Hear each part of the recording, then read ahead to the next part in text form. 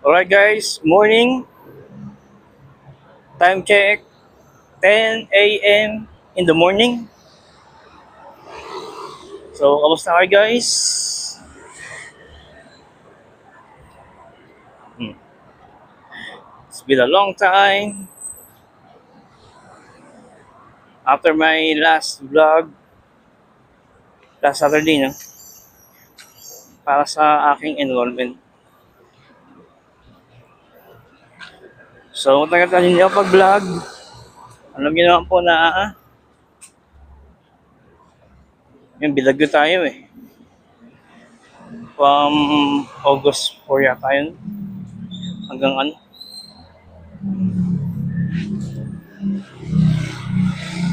mga August 20. Grabe no, 15 days o 16 days. Medyo humupa na nung Thursday, Friday, and Saturday, Sunday, yun. Kaya tayo, nakasalis tayo ng enrollment noong Sabado. So, kamusta kayo guys? Despite of, sa ngayon ay maaraw, as you see. Yan, sana medyo maaraw. Kanina medyo makulimlim na yun eh. So, regarding on that, kamusta po sa inyong lugar? Kahit ayon sa balita may paparating na bagyo with an international name of Sonder. Yun. Ingat po tayo sa mga lalawigan na tatamaan ng bagyo. At nag-announce na nga ng anunsyo na wala na pasok yung mga matatamaan ng bagyo. Grabe. Tama na August.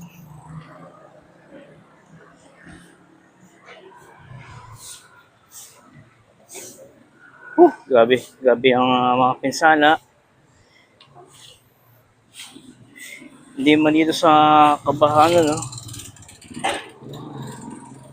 sa amin. Pero matindi pa rin ang pagbaha sa mga ibang lugar. Kahit paano, papasalamat kami sa lugar namin kahit paano hindi kami binaha.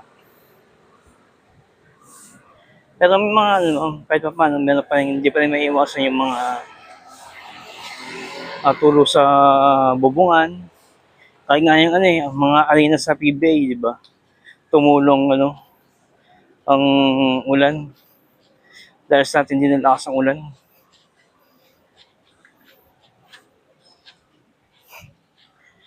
Di na maalis yun eh. Kahit sa amin nangyari yun. Tumulong sa namin sa sa bandang toilet namin. Pati yung wiring sa apektado.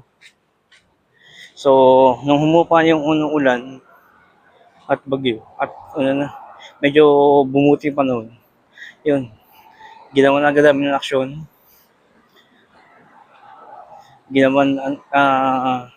Sinusunod yung dapat yung mga pinagmumula ng problema.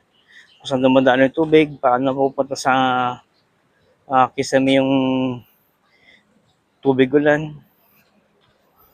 Pero okay na yun. So, ayun, kahit pa paano, we're still thankful na naayos yung mga problema. Yun lang nga sa tahanan namin. Yan, yung pagtulo ng ng mga tubig, ulan. Pati yung mga wirings namin sa toilet, apektado eh. Pero ngayon okay na po.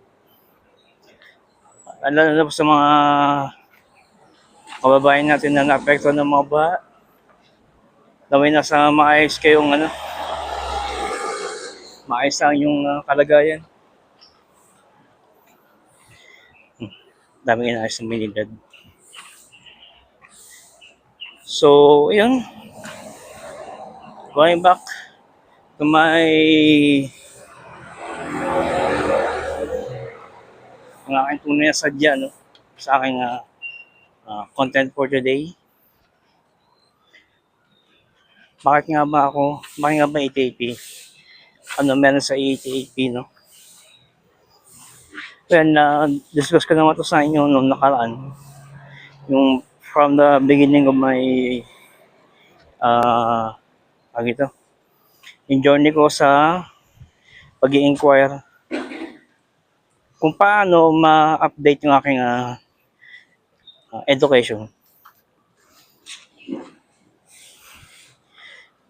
Do may natapos naman ako guys na na 2-year course, technical vocational siya from ATI Colleges, Alabang. Pero nagkaroon ng problema. Wala akong SO number.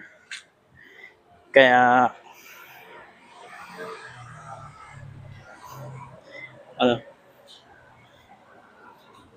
parang kung sakali magtungo man ako ng ibang bansa, parang hindi magagarantiya yung aking educational attainment dahil walang SO number sa aking transcript of records. Kaya naghanap ako ng alternative way kung paano makakuha ng bachelor's degree. Una, ang ko dapat, ako, itutuloy ko yung education ko sa ITI. Para makakuha ng bachelor's degree, papasok na lang ako. Bali pagpasok ko, sabi sa akin, since meron na akong 2-year course, makakredit daw yun. Bali pagpasok ko na ako 3rd year. Pero ang problema, malayo guys eh. Siyempre, Alabang yun. Hindi katulad dati na nandun lang yung workplace ko. Madali lang makakapunta. Kaso,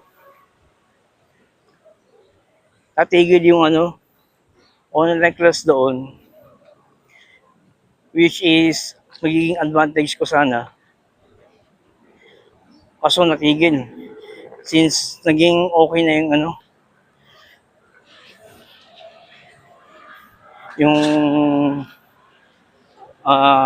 yung pandemic, okay na.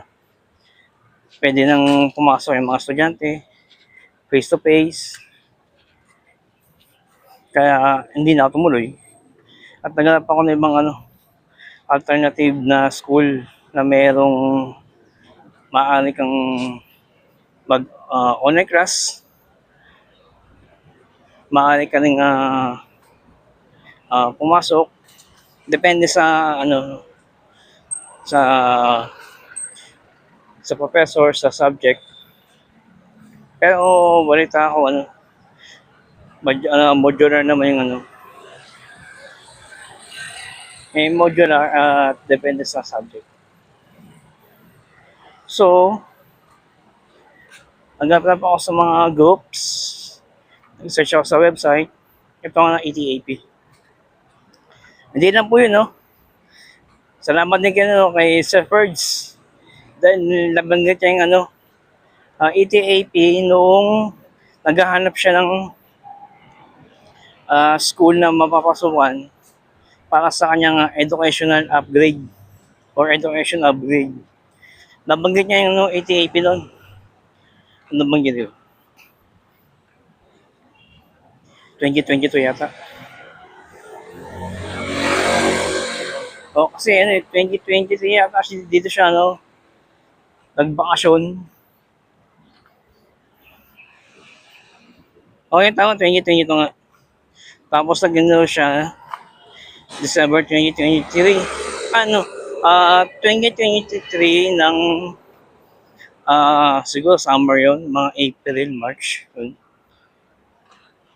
And yun ang sinuggest ni Sir Prince. Kaya nakakuha ako ng idea kung paano makakuha ng educational upgrade para makakuha ng bachelor's degree. At the same time, magkakaroon na ako ng SO number sa aking transcript of records. Tsaka bakit nga ba ako ATP? Ano lang guys, no? Para magkaroon ng ako ng tawag ito. Iba kasi yung parang may bachelor's degree ka. Kasi parang nandun ka sa company mo, pero di ko naman I'm not bragging my company. Parang base sa mga qualifications ng mga internal job post, mga bachelor's degree. Ako, 2-year course lang ako, kaya parang hindi ako qualified. Kaya hopefully sa pagkakataon ito, makuha ko yung bachelor's degree. Ang gagandaan dito sa ETP guys, pag meron ka ng 5 years experience, maka-credit siya. Bali, ang pag-aaralan mo na lang na curriculum ay 1 year na lang. Instead of taking the normal study para makamit yung bachelor's degree. So, yun.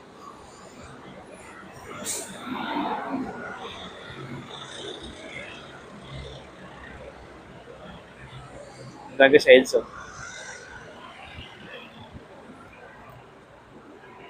And yun. Kaya natin mag-stop. Tawid tayo.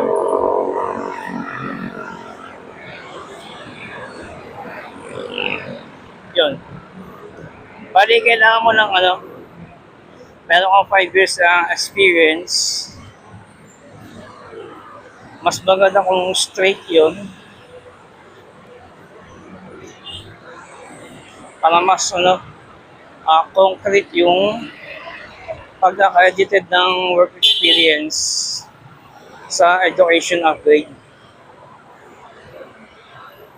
Tsaka yung course na kukunin mo ay depende magbabase sa work experience mo. So, dito mo tayo guys kakutingin na sa bahay. And have a good day. So guys, welcome back. Dito tayo sa aming kusina. So, gagawa na ako ng powder. Dudugin ko na to para sa panlasa ni Wanda. Yung pusa namin pabuti. Hindi makakain ng isda pag wala to. So parang pag yung isda, yung galunggong, pag inulong ko sa kanya, hindi niya kakainin. Kumbaga parang tingnan niya, yung panlasa. So ayun, regarding doon sa topic ko kanina, no? Yan. Diba ako? Alright. Nalobad yung ko yung microphone. Salita ako doon sa labas. Wala na pala. Anyway, yung as I am saying, bakit nga ba ETAP? Kasi nung time na nag-inquire ako sa IT colleges, nung pagkabayad ko ng remaining balance ko, so nakuha ko yung QR ko, walang SO. Walang SO number. So, ang nangyari kasi ang tagal ako din nakabayad. So, ang last term ko pa October 2012. Nakabayad ako February 2023. So, and then yung technical education na ICT na kinuha ko noon, wala na ngayon. Wala na yung mga TESTA courses. Kaya ang nangyari, wala na yung wala na yung SO number. Yan, nilagay ko sa screen. So, ayun, kaya instead na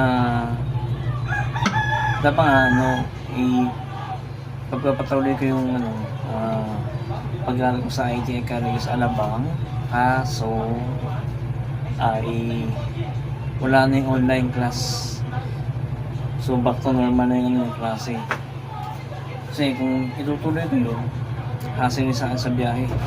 Kasi dito ako sa Pasay, tapos yung school ko nasa Alabang. Kahit na work from home ako, yung hassle ko sa biyahe, gaul-gaul ako sa oras. Mapapagod sa biyahe, okay naman sa trabaho eh. Pero sa biyahe mukhang mapapagod.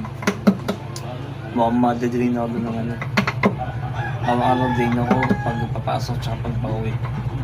So, possibility wala akong tutunan. Kaya ayun, naghanap ako ng alternative way na paano ko i-upgrade ang aking education. Yun, salamat sa inyo, Sir Ferds. Again and again and again. And yun, thank you sa pag-mention mo ng ETAP. At yun, nakakuha ko ng idea. At ngayon, nakakuha ko ng eskwelahan na makapag-aaralan ko. Actually nga, dapat nung din ako 2023, kaso 2023, 2024 ganun. Kaso yung natabi kong pera pang nagamit sa alam mo na, uncertainties na mga bagay-bagay na hindi mo inaasahan, doon na pupunta. Pero thankful naman ako at kahit pa paano walang nangyari sa mga.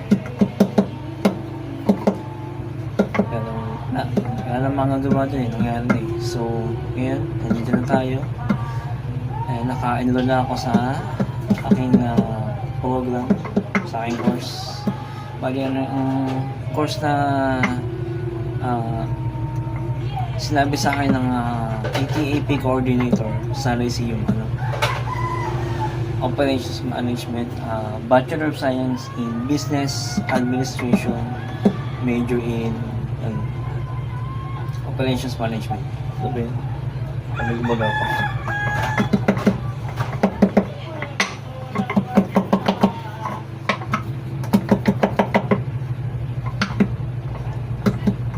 So yun, bali 1 year mo lang iti-take yung program.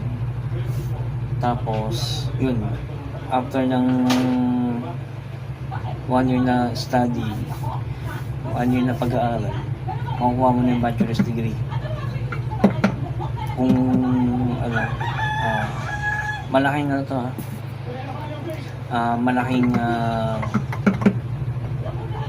opportunity to sa akin kasi hindi na ako danda sa traditional na 4-year course.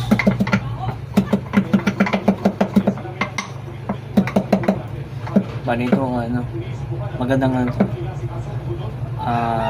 tawag ito, magandang panukala sa mga nagtatrabaho di na po dito sa Pilipinas maging sa ibang bansa, yung mga overseas Filipino workers po natin. Yan, wala itulong po sa kanila ito. Kahit pa paano magkakaroon na sila ng bachelor's degree na hindi na nakuha nung sila ay high school. Pagkatapos ng kanilang high school, yun, diretso trabaho na. Hindi na ipagpatuloy yung kolehiyo. And then, sa iba naman, nakapag-kolehiyo pero hindi na ipagpatuloy ang pag-aaral. So, nauwi sila sa maagang pagtatrabaho. Kagaya ko, ganun, nangyari sa akin. So, thank God sa pagkakataon ito, may chance na ako makakuha ng bachelor's degree. Bali, ang minimum requirement lang dito guys, meron kang 5 years working experience niya, katulad ng sinasabi ko. Tapos, kung ano yung trabaho, yun ang i-assist ng coordinator.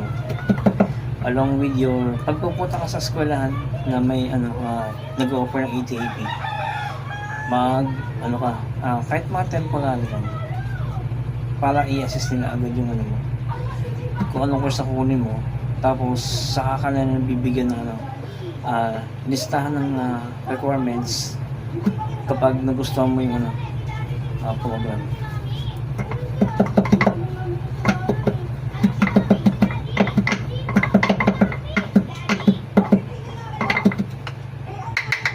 Ayun guys, yan.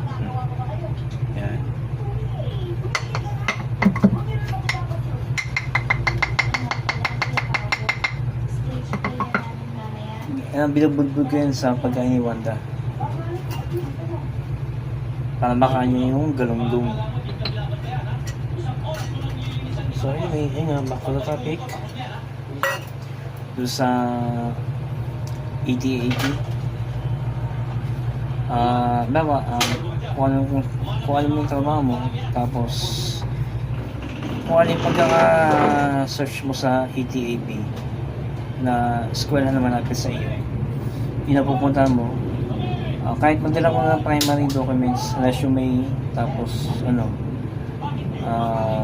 siguro kahit yung resume na muna para ma-assess yung mo, kung ano yung ibibigay nilang course, tapos bibigyan ka naman nila ng list of requirements na kakailangan mo para i-submit. Yun na yun, tuloy-tuloy na. As long as yung course na kung ano yung trabaho mo, yun ang ibibigay nilang program, school program na kailangan pag-aralan. Marami yan. Ilalagay ko sa description yung link ng ETAP o kaya doon sa sa Commission on Higher Education. Nandun yung i-diretso ko na sa sa ETAP para pagka-click nyo doon kayo mapupunta.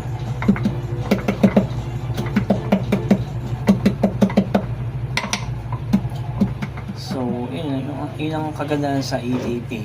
1 year mo na siya matitake, pwede mo na siyang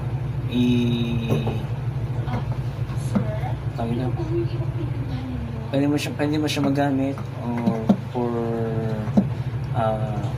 internal job applications or makakuha ng mas mataas na position sa ibang company, maganda ba? At yung mga nasa ibang bansa, pwede mo yung magamit education assessment, education credential assessment, para may upgrade din yung education mo, at least kahit pa paano malalaman mo yung education ng bansa katumbas ng kung ano yung katumbas ng pag-aaral mo sa ETP, matutumbasan yun sa ibang bansa, lalo na po sa Canada. Hindi ko alam sa sa ibang bansa. So yun na guys, that's all for today. Ngayon naghihintay na po ako ng email coming from IT o Resio. Hintay ko na yung email nila for my login credentials sa Outlook, ano pa ba, online platforms, yung Microsoft Teams na gagamitin para sa online class namin. So that's all for today guys. Maraming salamat. Have a wonderful Monday. Sa mga tawag ito, madadatan po ng bagyo, keep safe po, ingat po kayo parati. Just keep a prayer na hindi tumama yung bagyo at ma-allowance natin yung August ng matiwasay. Thank you po. Maraming salamat. I'll see you in the next one. Mag-ready po.